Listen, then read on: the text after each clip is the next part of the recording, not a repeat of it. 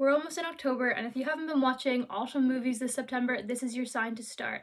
My name is Sarah Ellen, and I have 5 alternative fall films for you to watch. Now, I want to clarify. When I say alternative, I don't necessarily mean like underground or you haven't seen them yet. I just mean movies that I don't personally think are usually associated with the traditional fall films. An example of the traditional fall films would be like When Harry Met Sally, Practical Magic. I am more going to be focusing on movies that I think you should watch in the autumn season because they just fit the vibe so well, or they fit the emotions of the season. And I'm going to start right into this by saying I think that for your first fall film watch, it should be Twilight. Twilight is the perfect autumn movie, especially entering into October, as it has the sort of vampiric element, even if it is the Twilight vampires. It's for when you want to watch a Halloween movie, but you don't actually want to be scared, so you stick something on that has vampires, and the first one has a hint of werewolves, so it can be a passive watch. I, however, recommend you watch the entire series. Just all in one go. Sit down, plan a day, whole thing. I've done it. We all should. Specifically, the first one, though, is so reminiscent of cold, rainy days, just like we have in autumn, especially in Ireland. I think that's why I connect with Twilight in autumn so much, because I look outside and I see blue tones, I see rain, and then I look at my screen and I see those same blue tones and rain reflected back at me, but this time with sparkly vampires and a killer baseball scene. There's also the perfect sort of gloomy vibe to the first Twilight, with Bella being so unsure of herself in this new area, and Charlie sort of freaking out about Edward, and Edward freaking out about everything. And it's such a long film. To my memory, it clocks about 2 hours, and it's just sort of nice, specifically in autumn when you don't really have much to do in the evenings, or you're sort of feeling down because of the weather outside, to just be able to curl up and stick on something that you know isn't going to end and you know has a conclusion. Twilight, it's a perfect 2 hours. It's long, but it's just long enough to distract you from the real rain outside while you watch it rain and be gloomy in Forks. Catherine Hardwicke, the director, I also personally think is an absolute visionary. I think that her style of direction is so beautiful because there's a rawness to it. If anybody hasn't seen her other film, 13, I recommend it. Back to Twilight. I think that the blue tones perfectly capture the emotions found in Forks. The fact that Catherine Hardwicke wasn't given the rest of the film and is to this day sort of mercilessly mocked for this blue filtered choice is ridiculous. Without that, the movie wouldn't be what it is, and without that, I don't think that series would have developed such a cult following. While I know the books were successful, the films have a whole different life to them that without Catherine Hardwicke you would not have. Even if you're not interested in the lore of Twilight, of which there is much, or if you haven't read the books, or if you just have never really bothered to sit down and watch it, sit down and watch the first Twilight. The plot is ridiculous. The dialogue is so strange. Edward Cullen's accent, God love Robert Pattinson, weaves in and out so frequently, it's like you're getting whiplash.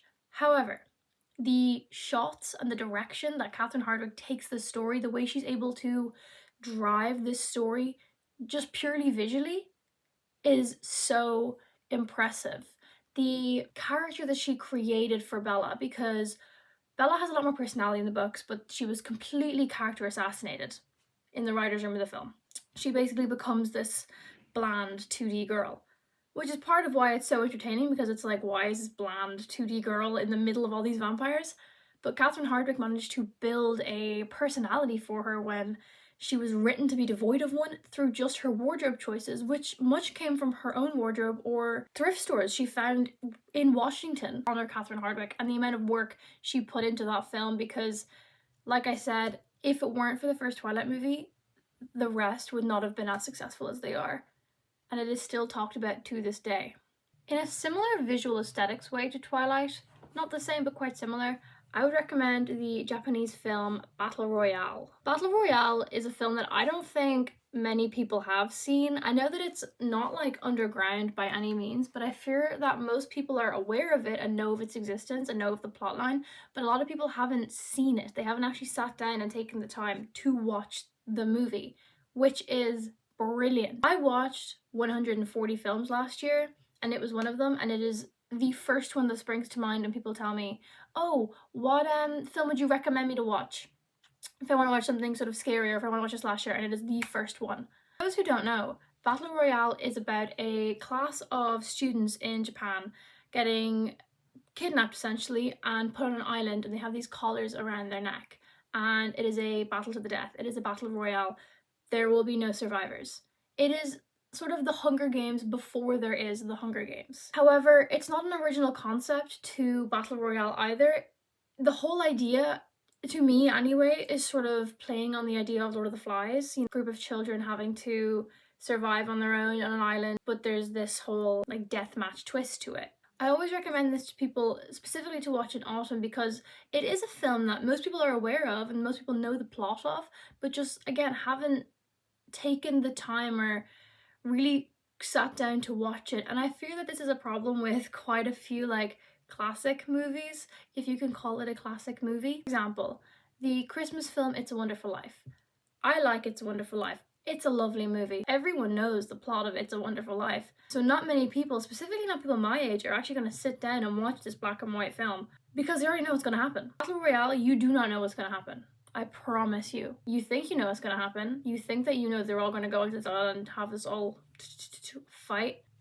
You do not know. There's also something quite nice in autumn about curling up and watching something that's, well, I wouldn't say it's scary, it's definitely like a film that will make you jump. They're doing terrible things. And they are children, so let's keep that in mind. I'm starting to notice a pattern with my own recommendations that I tend to like setting them in a rainstorm. My next recommendation is Identity, starring John Cusack. Identity is about all these strangers who are stuck in a really intense rainstorm surrounded by flooding and all wind up at this one motel. I love this movie because it's just the perfect rainy day watch. It's a classic thriller. There's a bit of mystery, there is a guy investigating the mystery, it's got a wonderful like ensemble cast, sort of almost like Cluedo or Clue, where every single character could be the bad guy, every single character could be the good guy, and you're sort of like constantly locked in to see who is who. This film is exactly an hour and a half long, which is my preference for movies, specifically thrillers, because I think that if you have a thriller over an hour and a half, then it's actually just poorly paced. I think that you should be able to have thrillers be super snappy. You constantly want the audience on their toes, paying attention, and this movie does that perfectly. I've also just become aware that there is a new movie called Identity coming out this year, 2025. This film for me has an incredibly strong and very unexpected plot twist. It's not revealed until right at the end or very near the end, but what I love about it is that they're dropping hints throughout the film that are so heavy. Like, I can't rewatch this movie the same way, and that's why I love it, because you will want to rewatch it and you will want to try and like pick up on all of the hints and like, how did you not get this? It also has Ray Liotta in it, who I just love and think that we should watch everything he's in, seeing as he is not with us anymore. This next film is deviating entirely from my pattern of rainy blue-toned films to actually a more traditional fall film of warm tones and an autumny vibe. I think that everyone should watch the movie Summersby, starring Richard Gere. Jodie Foster is also in this movie, and she is so fantastic that it is unreal. That woman can act circles around anybody. To my memory, it's set in New England, but it's set in sort of the 1880s, 1890s vibe, and it has this big old houses and the orange and yellow leaves in the trees. It's also about 2 hours long, which, as everyone knows, is not my preference for films. However, this one has such a strong storyline and a warm aesthetic that it keeps you watching. I also like to provide this as an alternate to the traditional fall film because it's a mystery.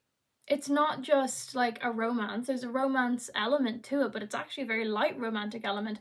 It is about this guy who was presumed dead because of, I think, the American Civil War, but I don't know. And then shows back up, but his wife is claiming that it's not him. And it keeps you so engaged because this mystery is presented the second the film starts, and you go through the process with her and with the town on whether or not he is this man and his wife is going crazy, or maybe he's been lying and he's replaced this guy who is actually dead. And finally, to keep it in the traditional autumn film vibes, I present Meg Ryan in Anastasia. Anastasia is my only animated movie on this list, and it is just such a cozy film. The 2D animation is such a lost art. I really wish that big companies like Disney or DreamWorks funded 2D animation again, because there's just such a specific beauty around it. I think it's definitely the nostalgia factor, the fact that like my generation would have grown up watching a lot of the 90s like Disney movies like The Lion King or Beauty and the Beast, all the Disney princesses, but then also the generation above me grew up with these coming out. And while Anastasia is technically based in winter, you should watch it in autumn. The music in Anastasia is a big reason why I recommend it for people to watch in autumn, because a lot of people, myself included, get kind of, down in autumn. There's a seasonal depression that happens and everyone just wants to stay inside. But I think the music in Anastasia is just so beautiful and so well written that when you're watching it, it sort of brings you back and it makes you happy to watch it. I do fear that a lot of people, as they get older, stop watching animated movies, specifically animated movies from their childhoods. Happiness and this joy that you can only get from movies you watch as a child are sort of lost. So during autumn and during the colder months, I just think it's the best time to bring these back out, because that's sort of when you need the most cheering up and you need to feel the warmest and the happiest to sort of combat that seasonal depression kicking in. The relationship that forms, however, between the two main characters, Anastasia and Dmitri, is my favorite thing in the entire movie, probably out of all of the princess movies I've ever watched. It's like a perfect almost enemies to lovers. It's very like combative and back and forth and snappy dialogue, and Meg Ryan is just fabulous voicing Anastasia. Funnily enough, Dimitri is also voiced by John Cusack, who stars in Identity and is the brother to Joan Cusack, and I think they might be my favourite sibling acting duo ever, because Joan Cusack is an absolute powerhouse. I love her. Angela Lansbury's voice is also in this movie. She plays the grandmother of Anastasia, the Dowager Empress, and it's a nice thing to hear her voice, because I don't know if anyone else grew up watching Murder, She Wrote or Bedknobs and Broomsticks, but Angela Lansbury just has such a warm, loving tone to her all the time. That is my list of 5 films that I think that everyone should watch in autumn or fall if you're looking for something to watch. And if you're wondering what my qualifications for this are, last year I watched 140 movies. This year I have watched 98 films, and I am getting my degree in film and creative media. I know what I'm talking about. If anybody would like any more recommendations, please let me know. I have so many. I just did not want to keep this video too long. I also have a list of TV shows that I think everyone should watch during autumn. If you want that, please let me know. I would be so happy to make a video. All my social medias, including my Substack, are in the description. I hope everybody has a wonderful day.